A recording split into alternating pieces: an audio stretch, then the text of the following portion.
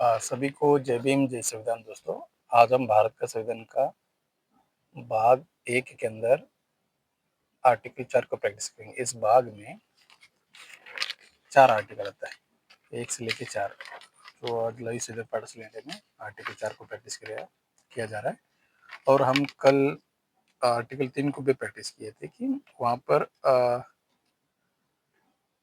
राज्य और नए राज्यों का निर्माण और वर्तमान राज्य क्षेत्रों सीमाओं या सीमाओं में परिवर्तन, इस विषय पर हम चर्चा किए थे लवी सदन लेंगे। वहाँ पर हम समझे थे राजा ये सब राइट्स है कि वो ऐसे विधि बना सकता है।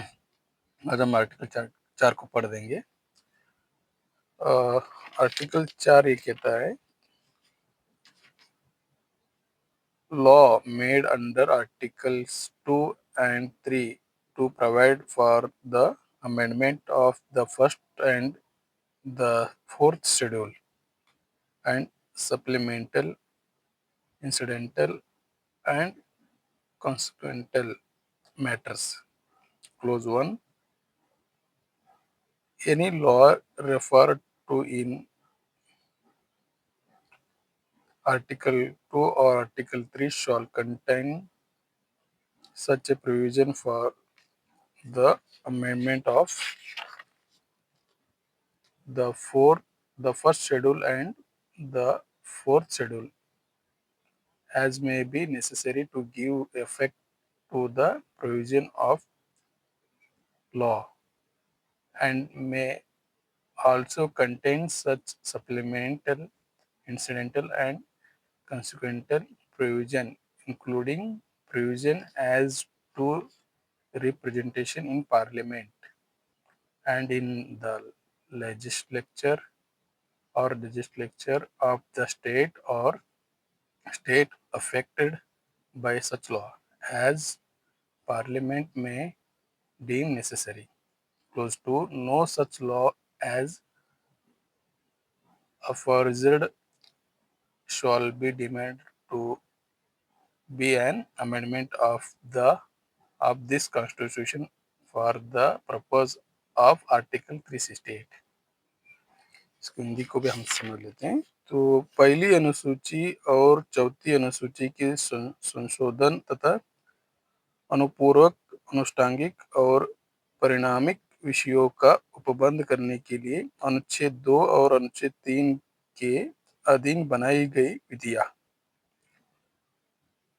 खंड 1 अनुच्छेद 2 या अनुच्छेद 3 में निर्दिष्ट किसी विधि में पहली अनुसूची और चौथी अनुसूची के संशोधन के लिए ऐसे उपबंध अंतर्निहित होंगे जो उस विधि के उपबंधों को प्रभावी करने के लिए आवश्यक हो, तथा ऐसी अनुपूरक, अनुष्ठांगिक और परिणामिक उपबंध भी जिसके अंतर्गत ऐसी विधि से प्रभावित राज्य या राज्यों के संसद में और विधानमंडल या विधानमंडलों में प्रतिनिधित्व के बारे में उपबंध है, अंतर्निहित हो सकेगी, जिन्हें संसद आवश्यक समझे। पूर्वोक्त प्रकार की कोई विधि अनुच्छेद 368 के प्रयोजन के लिए इस संविधान का संशोधन नहीं समझा जाएगा। यानी कि जो सीट रिजर्व किया जाता है तो वो पार्लियामेंट पे संबंध पड़ता है, उस संसद पे निर्भर करता है कि वो जो रिप्रेजेंटेशन के लिए वहाँ पर सुनिश्चित किया जा रहा है वो कब तक उसको कंटिन्यू बनाए रखते हैं। तो ये आर्टिकुलेशन, बट ये भी क्लोज भी ये भी समझा जा रहा है कि ये ऐसा नहीं समझा जाएगा कि आर्टिकल 368 में अमेंडमेंट के लिए संविधान में राइट्स है, बट उसके अंतर्गत ये किया जा रहा है, ऐसा नहीं समझा जाएगा। ये संसद पर भी डिपेंड करते हैं वो कब तक उसको कंटिन्यू रखा जा सकता है। ये है।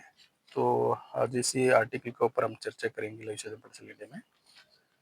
तो संविधान गरिमापूर्ण जीवन जीने की ओर ले जाता है। संविधान राष्ट्रीयकरण करने की ओर ले जाता है। सभी संसाधन को, भूमि, उद्योग, स्कूल, कॉलेज, धंधों, बीमा कंपनी, जो इंश्योरेंस होता है, लाइफ इंश्योरेंस हो, कार इंश्योरेंस हो, सभी कंपनी, सभी इंश्योरेंस खुद सरकार प्रोवाइड करेगी। तो इसमें हम गरिमापूर्ण जीवन जीने की ओर जा रहे हैं। क्योंकि प्राइवेटाइज़ेशन क्या कर रहा है कि इंडिविजुअल, सरकार भी ऐसे उसको कौन सूटेबल है, उस तरह वो आइडेंटिफ़ाई करके वो उसको अप्रूवल कर रहा है वो, वहाँ पर डिसबैलेंस हो जाता है। तो वहाँ संपत्ति के एकत्रित होने का चांस ज़्यादा है, हो रहा भी है।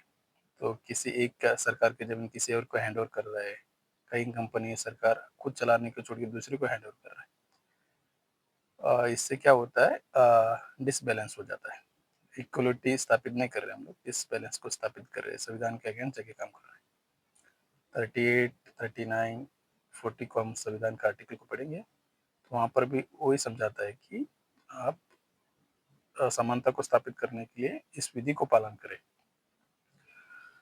तो हमको जब पढ़ेंगे, समझेंगे, तो इसको अप्लाई करने की ओर सरकार कैसे काम करता है, गवर्नमेंट जनता किस ओर झुका रहता है, उस ओर वो अपना प्रभाव को, अपना स्कीम को एस्टेब्लिश करता है। इसी के कारण आप जब भी संविधान को पढ़ेंगे, जागरूक होंगे, जो संविधान की इंटेंशन है उसको वो अप्लाई करने में सक्षम हो जाएगा। तो हमको we the people of India को अवेयरनेस करना है, उनको संविधान में दिए गए राइट्स को ही पहुँचाना है। तो इन्हीं को मैं यहाँ पर अपने आप को रोकता हूँ। सभी को साधुवाद, जय भीम, जय संविधान, जय प्रबुद्ध भारत। थैंक यू, आपने मुझे सुना।